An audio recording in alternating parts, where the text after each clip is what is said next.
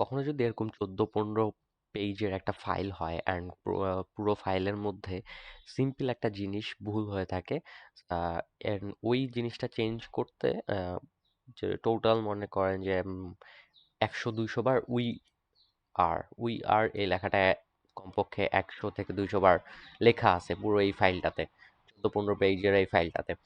এই we are লেখাটা change করব কিভাবে শর্ট টাইমে?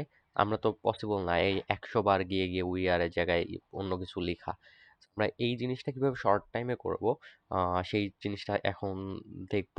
তো আমাদেরকে শর্ট টাইমে করার জন্য শর্টকাট কি একটা প্রেস করতে হবে, ctrl+H আমরা প্রেস করব। প্রেস করার পরে আমরা এখানে দেখব ফাইন্ড ওয়ার্ড, এখানে লেখা আছে। আমরা যেহেতু সিলেক্ট করছি লেখা আছে, কেউ চাইলে লিখেও দিতে পারেন যে এখানে এটা কেটে দিয়ে উই উই আরটা লিখেও দিতে পারেন, সমস্যা নাই। এখন আমরা কি করব, উই আর কে রিপ্লেস করব। হ্যাঁ, ফাইন্ড ওয়ার্ডের জায়গায় উই আর লিখবো অ্যান্ড রিপ্লেস উইথ, এই যে উই আর লেখাটাকে আমরা কি দিয়ে রিপ্লেস করব? হ্যাঁ, আমরা এটাকে ইউ আর দিয়ে রিপ্লেস করব।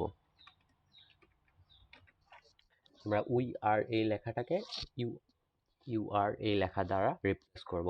তো আমরা যখন রিপ্লেস অলে ক্লিক করব, তখন এই ফাইলে যতগুলো উই আর লেখা আছে সবগুলো রিপ্লেস হয়ে ইউ আর হয়ে যাবে।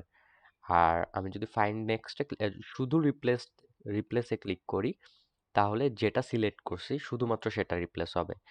আমি চাচ্ছি যে পুরো ফাইলে যতগুলো উই আর লেখা আছে সবগুলো রিপ্লেস হয়ে ইউ আর এ কনভার্ট হোক। তো আমরা সেই জন্য রিপ্লেস অল এ ক্লিক করব, এটাকে প্রেস ইয়েস করে দেব।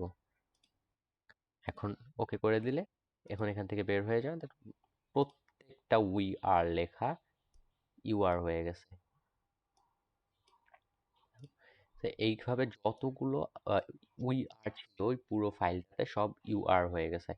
তো এইভাবে সেম একইভাবে আপনি কোনো ইউনিভার্সিটির জন্য বা কোনো অ্যাপ্লিকেশন করছেন, কোনো একটা বানান মানে কোনো একটা ওয়ার্ড চেঞ্জ করতে হয়েছে, ওইটাকে প্রথমে ctrl+H প্রেস করে যাবেন, যে ফাইন্ডে ওই নামটা লিখবেন, যা হাবিজাবি যেইটা চেঞ্জ করতে চান ওইটা লিখবেন, অ্যান্ড কি কি দ্বারা রিপ্লেস করতে চান সেটা লিখবেন, লিখে রিপ্লেস অল বা রিপ্লেসে যে প্রয়োজন অনুযায়ী তাতে জাস্ট ক্লিক করে দিলেই সেই কাজটা খুব ইজি, অল্প সময়ে স্মার্ট ওয়েতে হয়ে যাবে।